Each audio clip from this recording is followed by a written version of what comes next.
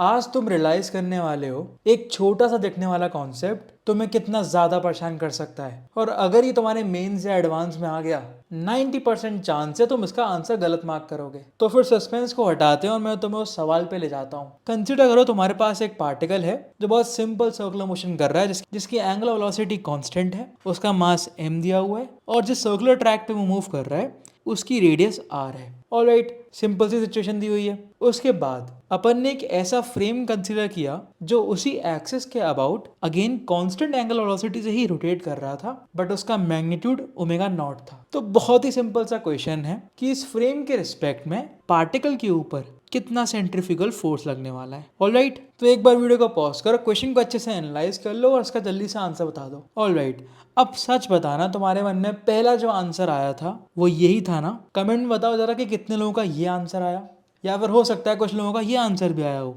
This one, या फिर कुछ लोगों का ये आंसर भी आया हो, M R into just omega square. Now the point is कि ये कॉन्सेप्ट इतना ज्यादा सिंपल और इतना ज्यादा बेसिक है, फिर भी हम ना बहुत कॉन्फिडेंटली इसको आंसर नहीं कर पाते, और ज्यादातर बच्चे इस पॉइंट पर या इस कॉन्सेप्ट पर स्ट्रगल कर रहे होंगे।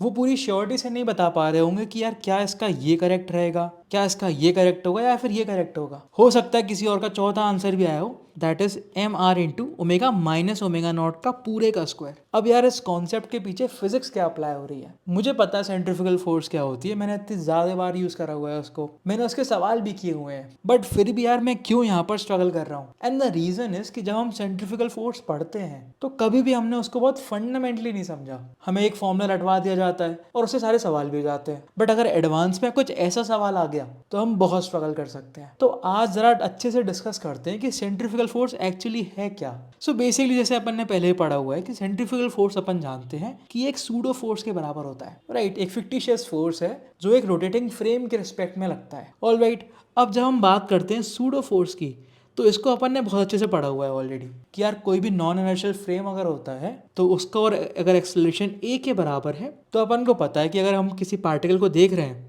और उस फ्रेम से देख रहे हैं तो इस पार्टिकल के ऊपर एक सूडो फोर्स लगता है जिसकी डायरेक्शन हो जाती है इस फ्रेम के एक्सेलरेशन के अपोजिट, एंड उसका मैग्नीट्यूड कितना हो जाता है उस पार्टिकल का मास और उसका एक्सेलरेशन। अब यही वो बेसिक सा फंडामेंटल सा कॉन्सेप्ट है जो अपन को यहाँ भी अप्लाई करना है। तो जब हम बात करते हैं कि यार ये जो हमारा फ्रेम था इसको अपन बोल देते हैं ओ डैश, तो हम बोल देते हैं कि यार अगर ये मेरा जो फ्रेम है रोटेट कर रहा है तो इसके रिस्पेक्ट में सेंट्रीफ्यूगल फोर्स लगता है, बट अब इसको समझते हैं सूडो फोर्स के रिस्पेक्ट में। सो बेसिकली कहानी होती है उस पॉइंट की जहां पर हमारा पार्टिकल है। अपन क्या करेंगे, इस फ्रेम को थोड़ा सा एक्सटेंड करेंगे। तो बेसिकली क्या हुआ, इस फ्रेम के ऊपर एक ऐसा पॉइंट हमेशा होगा जो कोइंसाइड करने वाला है हमारे पार्टिकल के साथ। तो अब उस पॉइंट के रिस्पेक्ट में पार्टिकल को देखने का ट्राई करो। तो मुझे पता है कि अगर मेरा जो पॉइंट है वो अगर इस रोटेटिंग फ्रेम में लाई कर रहा है तो उसका एक एक्सेलरेशन होगा, राइट? और वो अंदर की तरफ होगा जिसकी वैल्यू कितनी होगी, M R into omega naught square, because वो जो पॉइंट है वो एक सर्कुलर ट्रैक पे मूव कर रहा है जिसकी रेडियस अगेन आर है,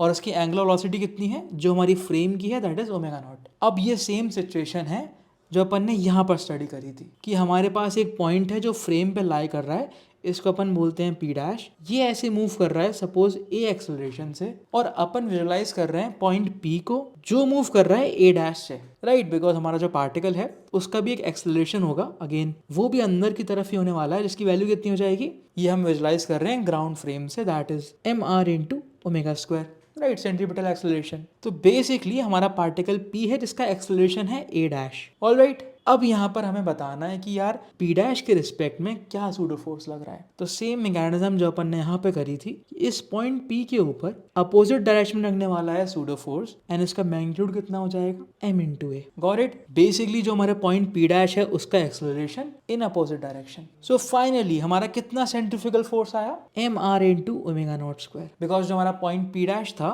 उसका एक्सेलरेशन था कितना, R into omega naught square, and the direction was inwards.